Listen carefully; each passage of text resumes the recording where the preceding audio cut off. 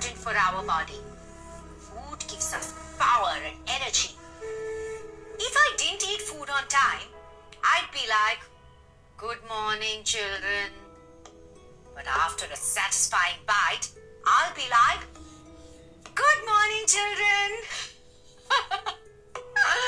After some time, I'll need to refill again to be able to teach you or to go about my daily routine. This becomes possible by eating food for power and energy. And this cycle continues. Now, what about the things around you? Almost everything that is happening around you needs some kind of energy. Where do these things get their energy from?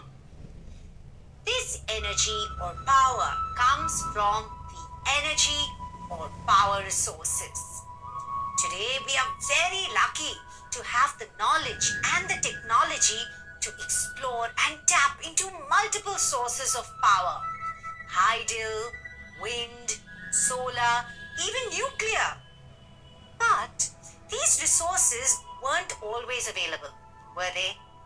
Some energy resources have been around for a very long time. Energy resources that have been used for a very long time are called conventional energy resources. For example, firewood, fossil fuels like coal, petroleum, natural gas, etc. Some power resources are considerably very new. For example, solar energy. We started to explore the potential of solar energy only in the recent years. Energy resources that are considerably new in terms of usage are called non-conventional energy resources.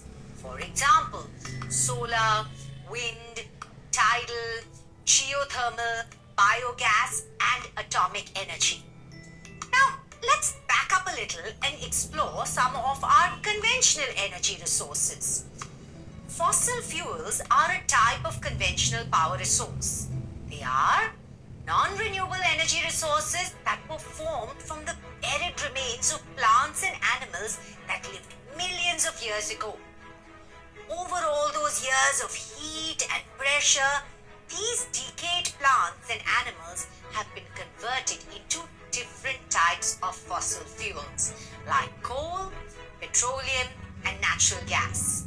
Currently, fossil fuels are the world's primary energy source. Let's go and explore each of these.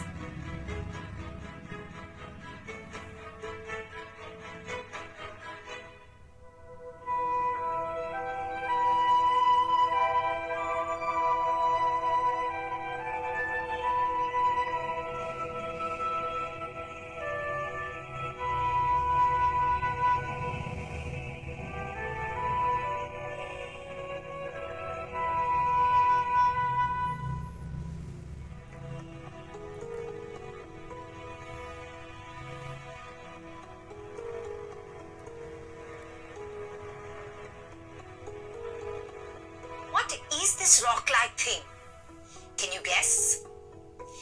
It is coal, a fossil fuel used for power generation to supply energy to industry as well as for domestic needs. But what is the journey of this coal block? How did this thing, which has so many uses, reach here? Well, let's check it out. Millions of years ago, there was a time when the earth was lush green, all covered with huge trees, giant ferns, swamps, and mosses. Over a period of time, they started dying. And slowly, they decayed and got buried inside the earth. Because of heat and pressure, they started experiencing changes, eventually producing a black-colored substance called coal. Coal formation is a very slow process. Its composition changes with different stages in its evolution. like the degrees of compression and the depth and the time of burial. That's why we find different types of coals. The earliest material created in the formation of coal is peat. Now, technically, it is not coal but a related substance. It can be considered as something that comes somewhere between a fossil fuel and biomass. It has low carbon and high moisture content. Its heating capacity is also very low.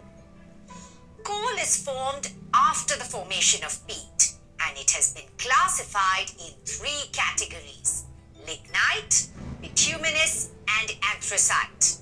Lignite is a low-grade brown coal having about 60 to 70% carbon. It is soft and has high moisture content. Neyveli in Tamil Nadu is known for having reserves of lignite. It is primarily used for generation of electricity. Now the next type of coal is bituminous coal with carbon content ranging from 69 to 86%. This is a type of coal that has been buried deep under very high temperatures. This abundantly formed coal is also very popular for commercial uses. Metallurgical coal, a type of high-grade bituminous coal, is specially used for smelting iron in blast furnaces.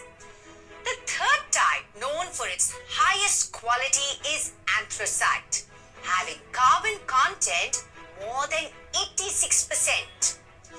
Coal is also put under categories based on the geological age in which it was formed. Specifically speaking, there are 2 rock series from 2 different geological ages in which coal was formed in India. The first one being a little over 200 million years old, known as Gondwana, and the second one, which is only about 55 million years old, known as tertiary deposits. Gondwana coal reserves are located in Damodar Valley. Jharia, Raniganj, Bokaro are the important coal fields. The Godavari, Mahanadi, Son and Wardha valleys also contain coal deposits. Tertiary coal reserves are located in the northeastern states of Meghalaya, Assam, Arunachal Pradesh and Nagaland. So, with a lot of usages, coal is one of the most abundantly mined power resources. Thermal power plants and other heavy industries are dependent on coal. Transporting coal is a costly affair as it is bulky, and that is why these power plants and industries are generally located near the coal mines.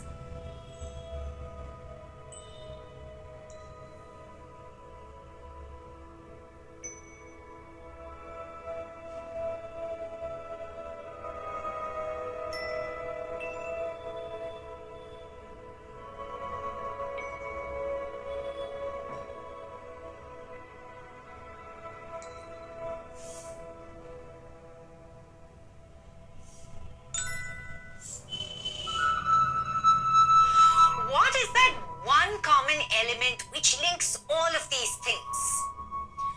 What if I tell you that the petrol which is used to run a car is made from the same material that was used to make these things? Shocking, right? Yes, these products are made from petroleum, and petroleum is another type of fossil fuel. Petroleum is found in the anticlines or domes and fault traps in the rocks that are from the tertiary age. These rocks are nothing but the layered sedimentary rocks. Petroleum is trapped in the porous layer of limestone or sandstone, sandwiched between 2 non-porous layers. The oil can flow through this porous layer, while the 2 non-porous layers prevent the oil from rising or sinking. Petroleum fields are found in Mumbai High in Maharashtra, Ankleshwar mines in Gujarat, and Digboi, Naharkot Katia and Moran Hugrijan in Assam. Assam is India's oldest petroleum producing state. Petroleum is so useful and valuable that it is famously called black gold. Petroleum refineries are also known as nodal industry or supporting industry for synthetic textiles, fertilizer, and numerous chemical industries. The third conventional energy resource is natural gas. Natural gas reserves are found with the petroleum deposits, and gas being lighter, it is found above the petroleum deposits. But in some cases, natural gas is found in reservoirs that are not connected or associated with any petroleum deposits. Methane is a common example of natural gas. Natural gas is used as a domestic and industrial fuel, or as an industrial raw material in the petrochemical industry. It is extensively used in vehicles in its compressed form called CNG or compressed natural gas. In India, large reserves of natural gas are found in the Krishna-Godavari Delta, Mumbai High, and in the Gulf of Campeche. Sizable reserves of natural gas are also found in Andaman and Nicobar Islands. Since it is a gas fuel, it is usually transported across the country via gas pipelines. The Hazira Vijaypur Jagdishpur cross-country 1700-kilometer long gas pipeline links Mumbai High and Bassein with the fertilizer, power, and other industries in western and northern India. Power and fertilizer industries are heavily dependent on natural gas. It is an environmentally friendly fuel as it produces less carbon dioxide in comparison with coal and petroleum. Thus, it is safe to say natural gas is the best fossil fuel. Why? Because apart from being one of the cleanest fuels, it is also cheaper than petrol and diesel.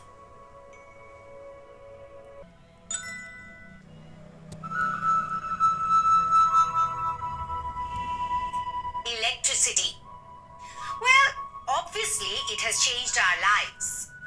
It is spectacular because the moment you switch on a light bulb, wow, it lights up the entire area. Bright, radiant light. It has always been this phenomenal since the time Thomas Alva Edison demonstrated an incandescent lamp for the first time. And today, the amount of electricity utilized by the people is considered an index of development. That's huge, isn't it? But how do we generate electricity on such a large scale? Mainly either by running water, which drives hydro turbines to generate hydroelectricity,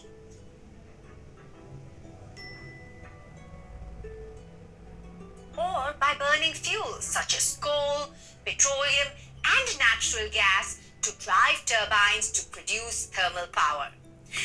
And the amazing part is that you can use any method. The electricity generated is exactly the same. In India, hydroelectric power plants are also called as the multi-purpose projects. These are Bhakra Nangal, Gandhi Sagar, Nagarjuna Sagar Dam, and Damodar Valley Corporation. Some of the thermal power plants are Durgapur Thermal Power Station in Kolkata, Chandrapur Thermal Power Station in Maharashtra, Sabarmati Thermal Power Station in Gujarat,